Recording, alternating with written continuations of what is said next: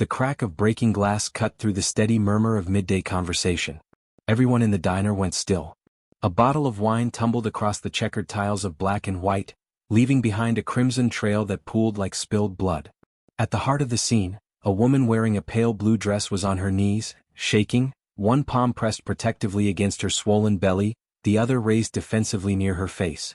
Standing over her was a man gripping a black leather belt, coiled in his fist like a snake ready to strike. His luxury timepiece caught the overhead chrome lighting, a bitter symbol of authority twisted into brutality.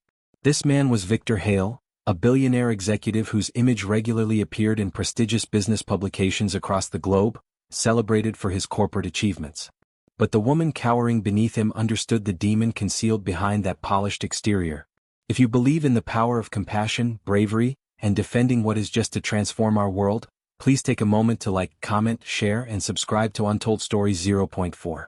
Each gesture of encouragement helps narratives like this one touch the souls who truly need them. Her name was Alina. She had once put her faith in storybook endings, believing love could overcome cruelty and that prosperity would bring security. However, months of hidden injuries and hushed excuses had shown her the harsh truth. And at this moment, within this bright, crowded diner on an ordinary Thursday afternoon, her entire existence came crashing down. Victor's expression was icy, his words quiet and poisonous.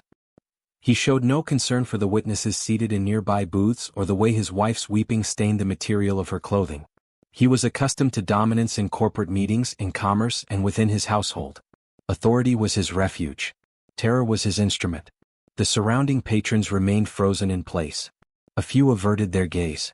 Others focused intently on their meals, pretending to be oblivious. The servers stationed by the counter stood motionless mid-stride, uncertain whether to summon help or retreat. The atmosphere hung thick with unspoken guilt, the particular kind that emerges when decent individuals witness injustice and remain passive. Alina attempted to rise, her hand trembling as she grasped for the rim of a nearby booth. But Victor's command exploded once more, reverberating throughout the establishment. "Stay down," he shouted. She faltered, her knees colliding with the tile, her tears blending with the pooled wine. And then he raised the belt. The whistle of leather cutting through air made every pulse freeze.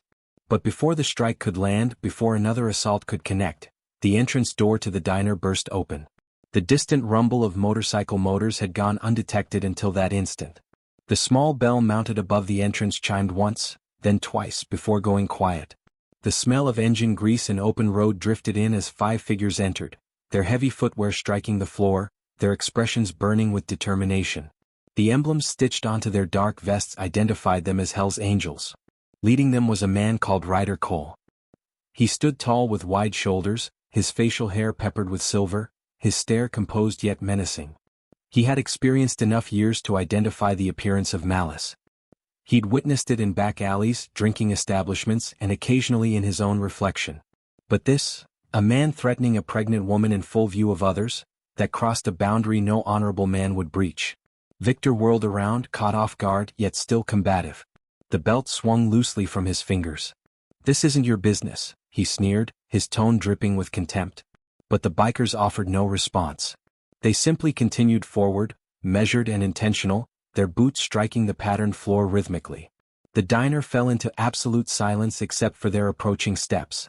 The waitresses shifted out of their path. Even the atmosphere itself seemed to hold its breath.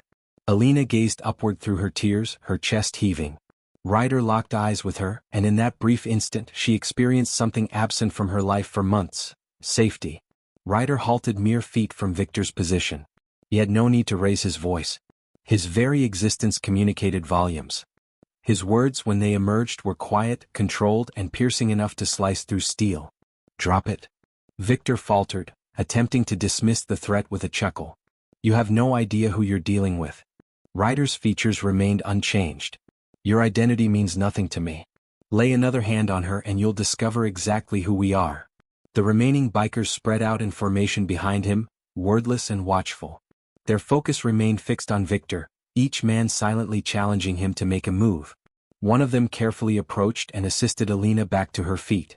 Her limbs wobbled, but she managed to stand upright, one hand cradling her abdomen, the other clasping the biker's forearm for support. Victor's false confidence started to disintegrate. His gaze flickered between the surrounding men, assessing his options. He wielded influence in conference rooms, enjoyed immunity in high-rise towers. But here, encircled by individuals who valued honor over wealth, he seemed insignificant. He released the belt. It struck the ground with a hollow sound, the noise of surrender. The bikers made no physical contact with him. There was no need. The stillness, the force of their collective presence, and the uncomfortable awareness radiating from the spectators accomplished what violence never could. Victor pivoted, seething with rage and disgrace, and rushed from the diner, throwing the door shut violently behind him. The crash resonated like vindication. Ryder crouched down beside Alina. "Are you safe now?" he asked gently. She managed a nod despite her tears, words failing her. One of the servers brought her a cup of water while another wrapped a clean towel around her shoulders. Gradually the diner resumed its rhythm. Conversations began in hushed tones. Someone cleaned up the spilled wine. The shattered fragments were gathered and discarded. But something more profound had transformed. The space no longer carried the chill of dread. Ryder rose and surveyed the other customers, his tone measured but resolute. "Never remain silent when you witness something like this. Your silence shields the guilty." Then he turned back toward the exit. The bikers departed exactly as they had arrived, steady, unhurried, leaving behind an environment that suddenly felt considerably more secure. Beyond the windows, the motorcycles thundered to life. Alina moved toward the glass, observing them disappear into the afternoon light. Her image in the window appeared altered somehow, still delicate, still mending but breathing. For the first time in countless weeks, she experienced a spark of inner fortitude and appreciation for strangers who transformed into guardians precisely when she needed them most.